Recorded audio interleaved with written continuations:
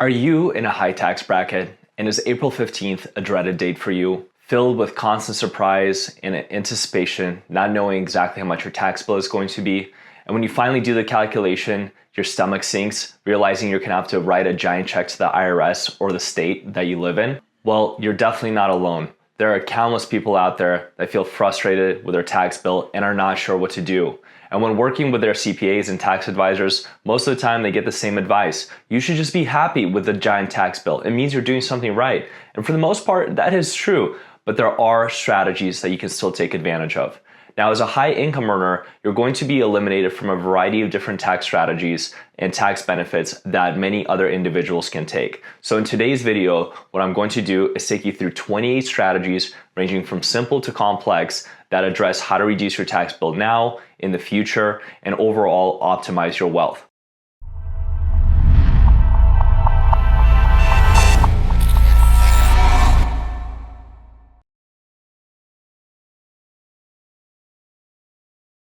Everything I'm about to discuss here is written in our blog on mywealthscript.com. So take a look there if you want more details and links to how these strategies actually operate. Bookmark this video, share it with your friends, and come back from time to time because the tax law changes and so will the video and the blog. So let's get started. The easiest tax strategy anyone can take advantage of is simply maxing their pre-tax 401k.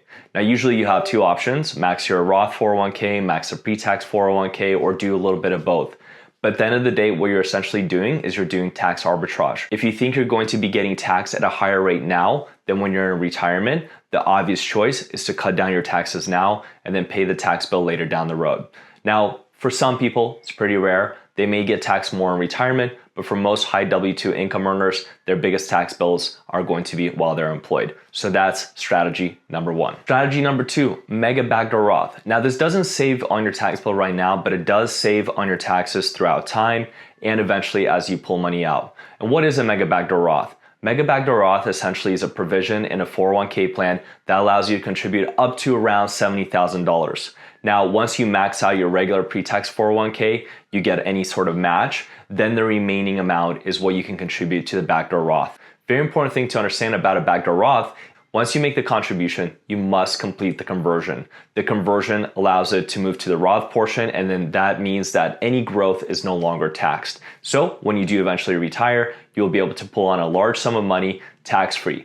In addition to that, if you wanted to retire early, you can take out any contributions tax-free. Not only is this a great tax-saving tool later down the road, but it also allows you amazing flexibility to retire earlier. The next strategy is the HSA, and the HSA is the only triple tax-free account here in the United States. There are specific people and families that this can be a great account for, and others that it's not going to be a great account for. First and foremost, you just gotta ask yourself, do you have a lot of medical bills? Do you have a lot of prescription costs? If not, if you're not really paying a lot of money for medical expenses, then this is a great account for you.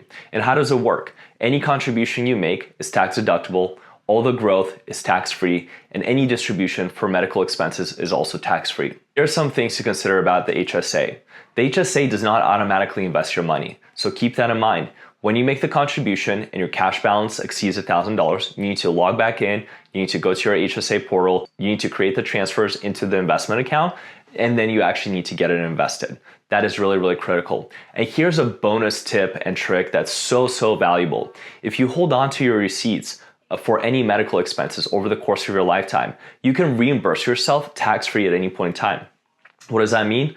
Whatever costs you may incur now, let's say you want to retire early and have a tax-free income stream, you can use the receipts to pull money out of the HSA and fund your early retirement. So it's truly an incredible account. And in the future, if you choose not to use it for medical expenses, you can use it as a regular IRA. So lots of flexibility, lots of great benefits, and it will accumulate significantly over several decades. The FSA is the next tax saving strategy. Now, not nearly as good as the HSA, but what it does allow you to do is essentially spend on medical expenses and various other needs tax-free, meaning that if you're in a top tax bracket and you're like paying 50% between federal and state, consider it a 50% discount on any expenditures that you may have.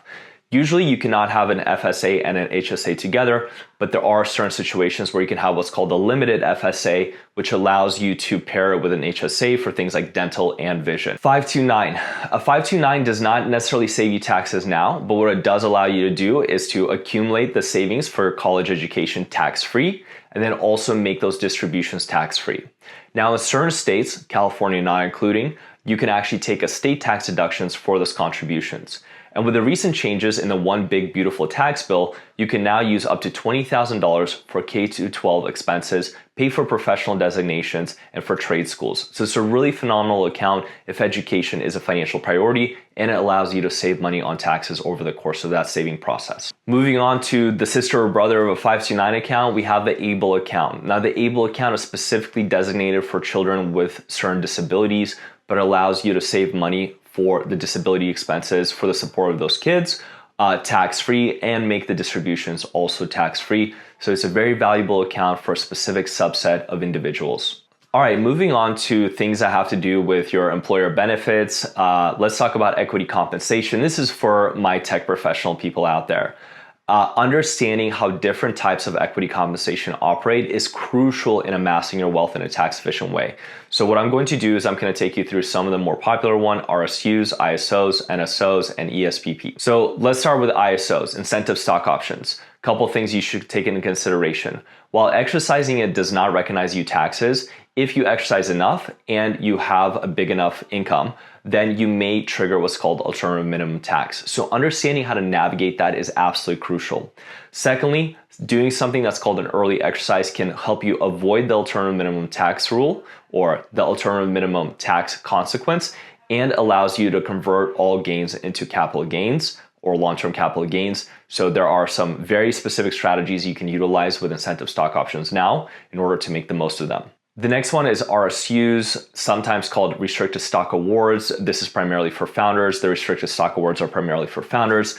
And you can do something that's called an 83B election, allowing you to pay taxes on the value of those shares now, and then allowing you to accumulate them in a long-term capital gain fashion.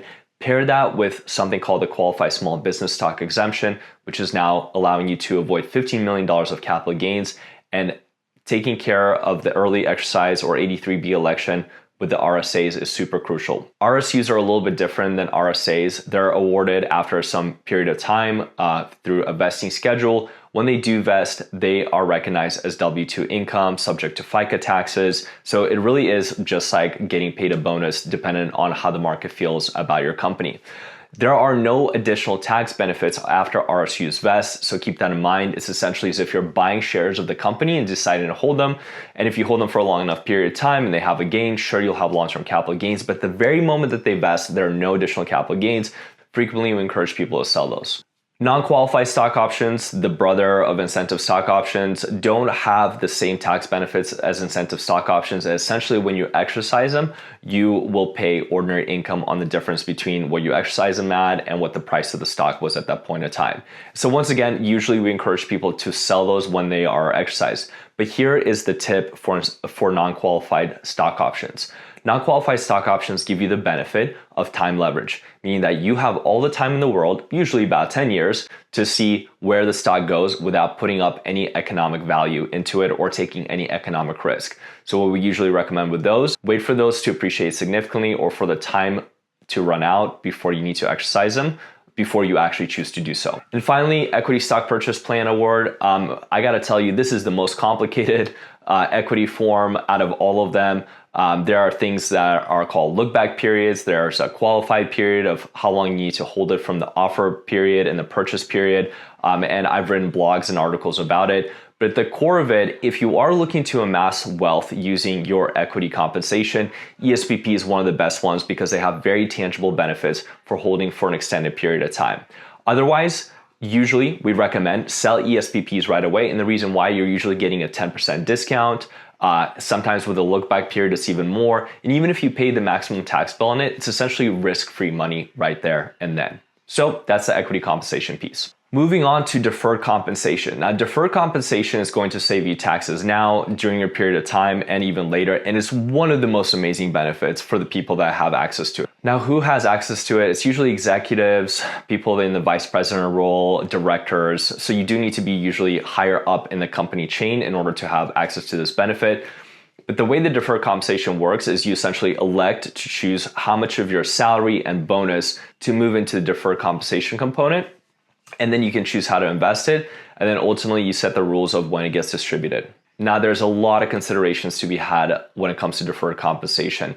How much you choose to defer, when you choose to get it distributed, how you choose to invest it. Those are really, really important decisions to make and far beyond what this video can share with you.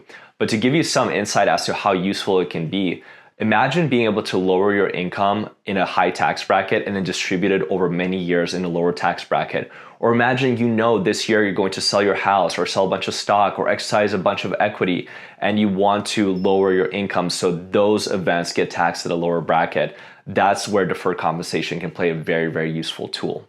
Another thing to consider about deferred compensation is that unlike a 401k, it is not your money. So if the company does go bankrupt, it will be subject to their creditors. There are some rules and provisions that make it a little bit harder, but nonetheless, it is a risk that you want to weigh before deciding to participate in this.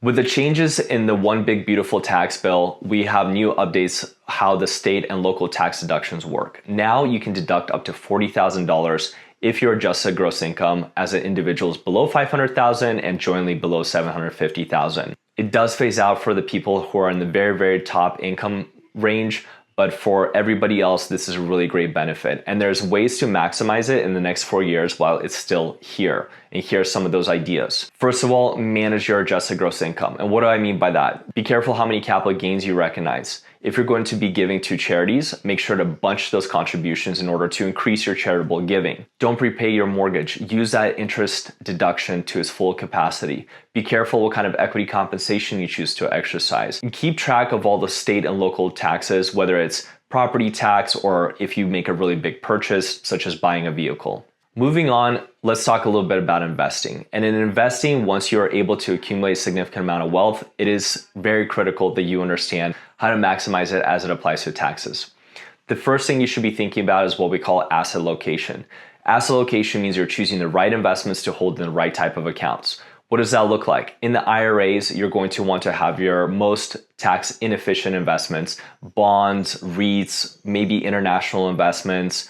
In your Roth IRA, because you will never pay capital gains again, you want your highest growth investments. And in the taxable accounts, you want municipal bonds, things that are least correlated, most volatile, so you can take advantage of tax loss harvesting. So choosing the right investments in the right accounts is called asset location and can save you taxes now and going forward. On that subject, tax efficient investing is another aspect that's important to understand. So when you are investing in your taxable account, understand what type of assets are most tax efficient. I mentioned that just previously, but we're talking about municipal bonds, things that pay qualified dividends, things that could be considered 1256 contracts, things that could be used for tax loss harvesting. So try to find the right and the most tax efficient investments to hold in your brokerage and trust accounts. On the subject of capital gains and taxable accounts, it's really important to understand how to prioritize selling an investment. So let me give you an example. You have 1,000 shares of Apple, some are at a loss, some are at break even, and some are at a gain. So you want to sell 500 shares of Apple. How do you make the decision what to sell? What you're going to do is you're going to sell the losers first, harvest the losses. You're going to sell the investments or the shares that are break even so you don't pay taxes. Then you're going to focus on the shares that have long-term capital gains, and then finally those that have short-term capital gains. Why is this important?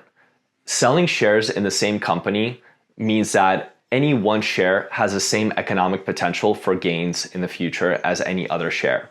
So while you're doing that, focus on selling the things that are going to give you the most tax benefits or going to reduce your taxes. That's why you're going to harvest the losses, avoid taxes. Only then will you start recognizing taxes between long-term and then finally short-term capital gains. A more complex strategy for managing your tax bill in a taxable account is called tax loss harvesting.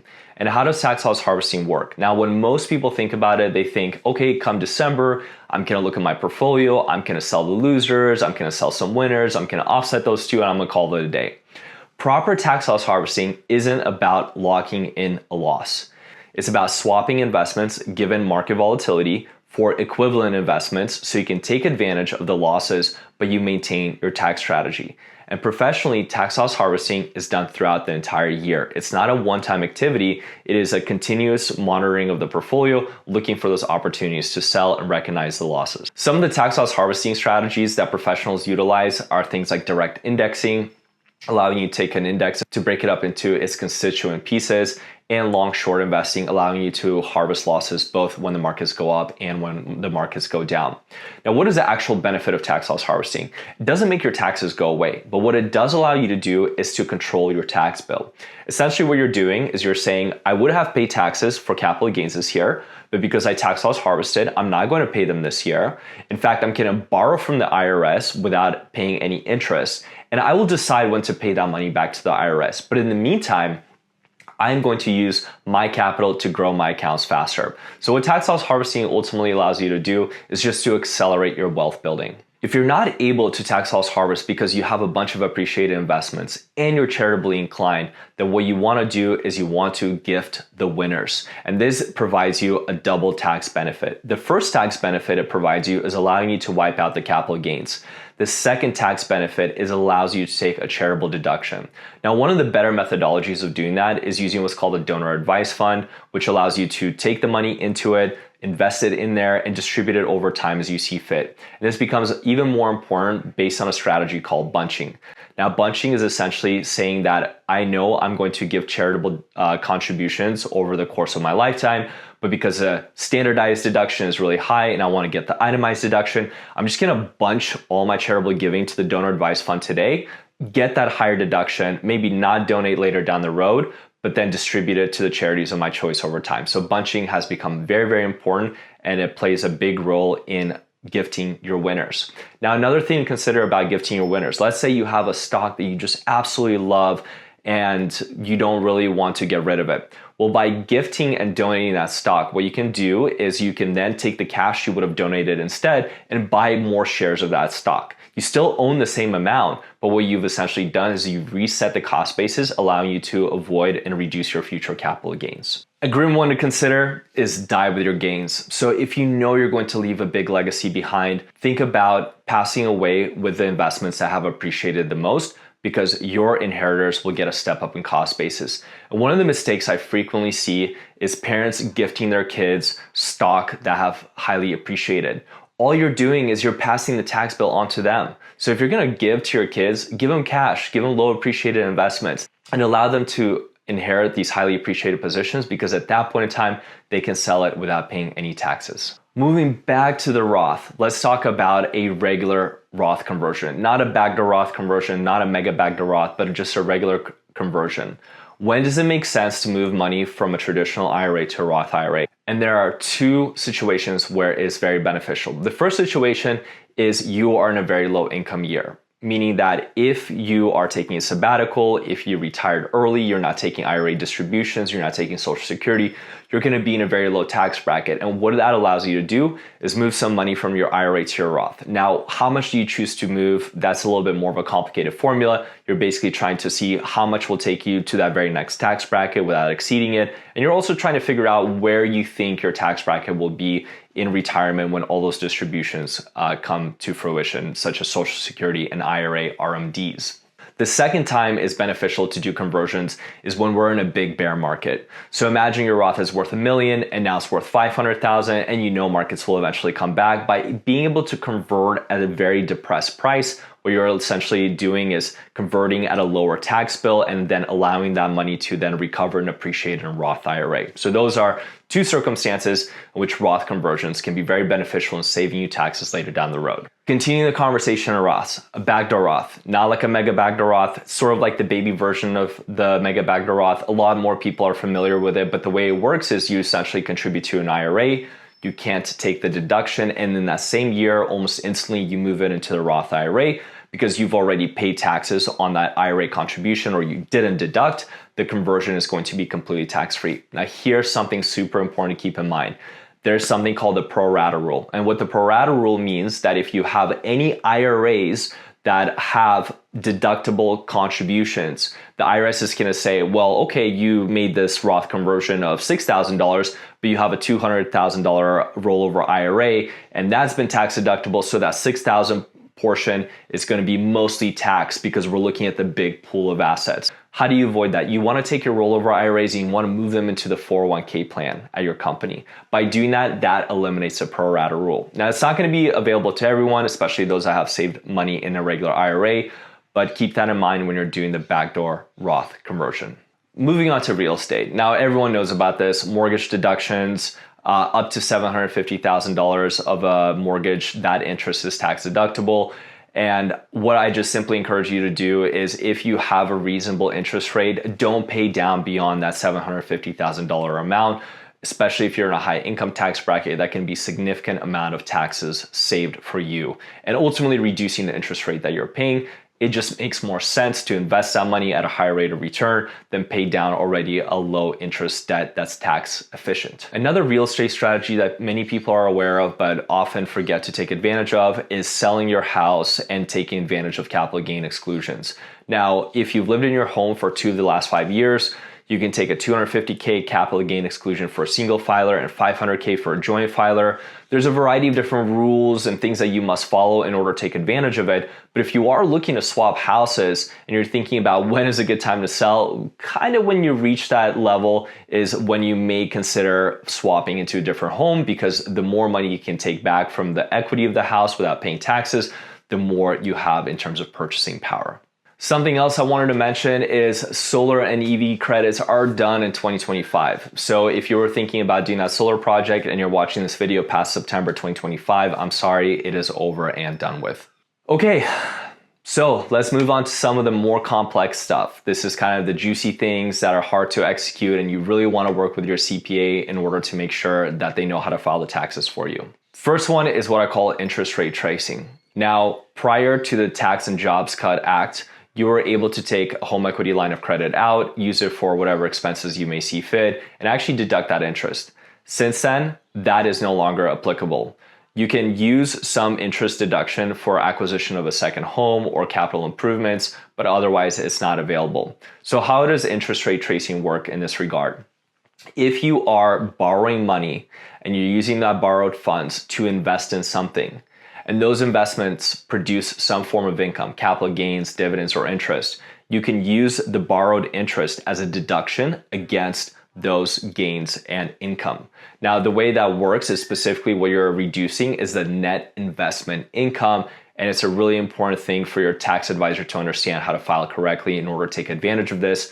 Where I've seen examples of this is when interest rates drop. I've seen people take cash out refis out of their houses at very low rates and then instead investing that money and being able to take that interest as a deduction against the investment gains and income that they've received. For those of you sitting on large capital gains looking to defer or reduce them, you may have heard about something called opportunity zones. Now, with the one big beautiful tax bill, opportunity zones are back, front, and center with a lot of new additions. At the core of how it operates, essentially allows you to invest in areas designated by the government in need of investing. So usually that's going to be some more higher risk investment areas, but what it provides you for is a deferral of your capital gains, and depending on what kind of investment, a reduction to those capital gains. Part of the one big beautiful tax bill is introduction of what are called rural opportunity zones, and that allows you to reduce your capital gains by about 30%, as well as deferred over several years. So real estate could be a great investment, a great diversifier, but it is a complex strategy, usually full of fees, and it's really important to understand the liquidity. So consider this, but take precaution. Moving to a different state has always been a very popular strategy amongst the wealthy, but there's several things you need to keep in mind. The IRS criteria for what it takes to be officially moved to a different state are very stringent. They're going to see where your club memberships are, where your pets are, do you go to church there, do you receive mail there, how much time you spend there. So the bar for clearing it is rather high. And for the people that have equity compensation, keep this in mind. Anything that has been granted in a different state will still be taxed at that different state's tax rate. So it's not a get out of jail free card, but for those that are looking to move somewhere and want to reduce their tax bill, considering some of these states is really beneficial. States include Florida, Texas, Washington, Wyoming, Alaska, and amongst a few others. There are some investment opportunities that provide clear tax advantages, and one of them is oil and gas investing. Now, this is a very complex strategy, full of risk and a lot of things that you should be aware of. But here's the benefit to investing in oil and gas. Depending what type of investment structure you choose to participate in, you can take up to 80% of that investment and deduct it against your ordinary income. So for example, if you have income of $800,000 and you make $1 million investment, technically for that year, you can wipe out all of that income. Here are some things that are important to consider when making these type of investments.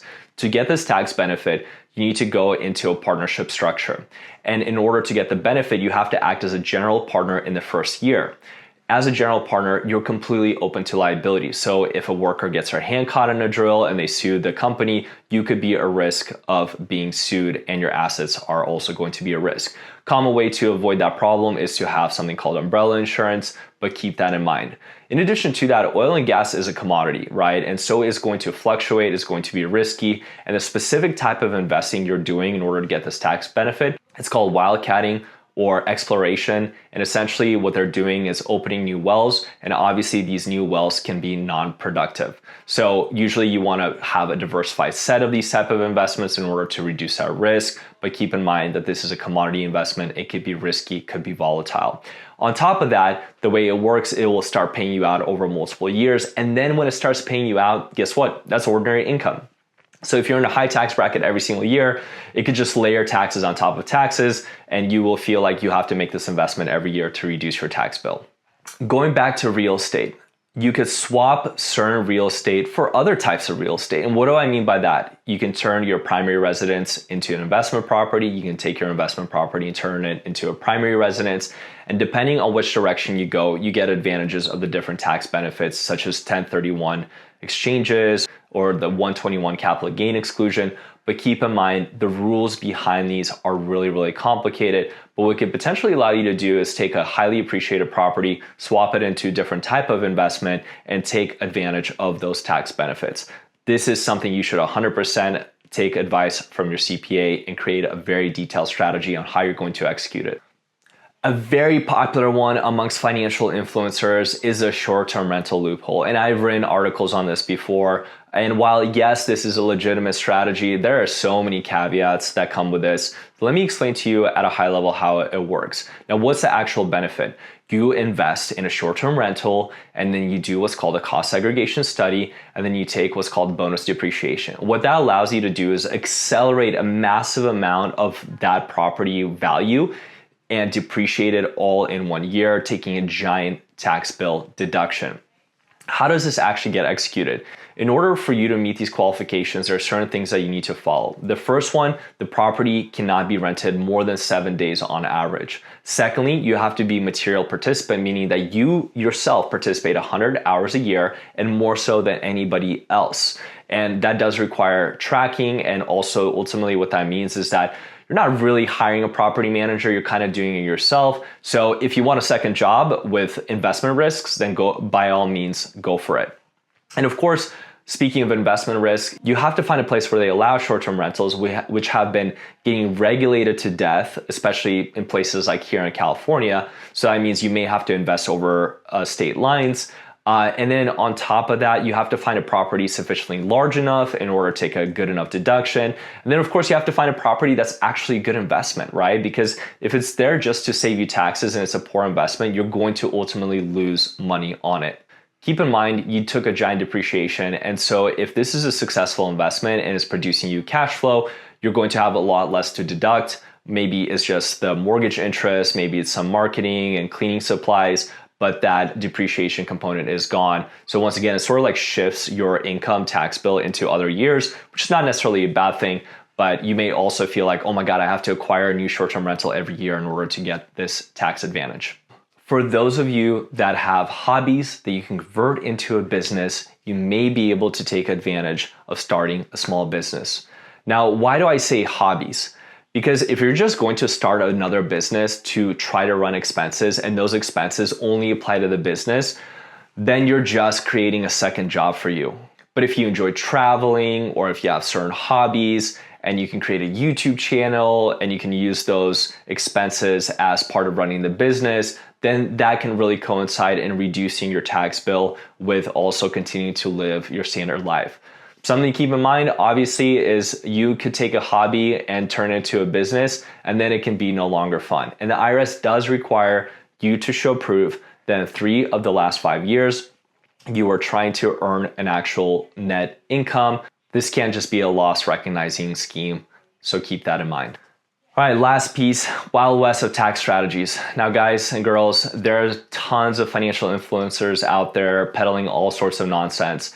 And some of it is actually good, some of it is complete trash, some of it is borderline illegal, so you have to be very diligent in making your decisions. I've heard everything from renting RVs, boats, and planes and taking depreciation on it, things called convertible tax bonds, sovereign native tax credits, solar leases. Any of these strategies that you may hear about, here's what you need to keep in mind. 1, you need to understand the complexity of executing the strategy well. 2, you need to understand the risk of executing the strategy. Are you willing to go to audit court and fight your position? And 3, you need to find a tax advisor that's actually willing to file the taxes correctly, because if they aren't comfortable, their license is on the line and they can even be imprisoned. So finding a tax advisor that's willing to follow along with these strategies can be just as hard as executing these strategies. All right, and the final bonus here is what really frustrates people about taxes. I have a theory. It's not paying taxes, it's getting a surprise tax bill. And how can you manage a surprise tax bill? Well, first and foremost, adjust your W-4 to make sure you're withholding enough taxes. And if that's not enough, work with your tax advisor to pay quarterly estimated taxes. I promise you guys, reducing the surprise of paying a big tax bill can feel almost better than taking advantage of any of these tax strategies. So that's it. That's 28 strategies and a bonus for reducing your W-2 tax bill if you're a high income earner. Not all of these are going to be applicable to you. Some of them are going to be too complex. The key here is being prepared, being aware, knowing why you owe taxes, taking advantage of strategies that are easily accessible to you, and being prepared to pay the tax bill. If you want to learn more about how to reduce your taxes, optimize your wealth, and just maximize your equity compensation as a tech employee, then follow us along for more, check out our website, and share this with your friends.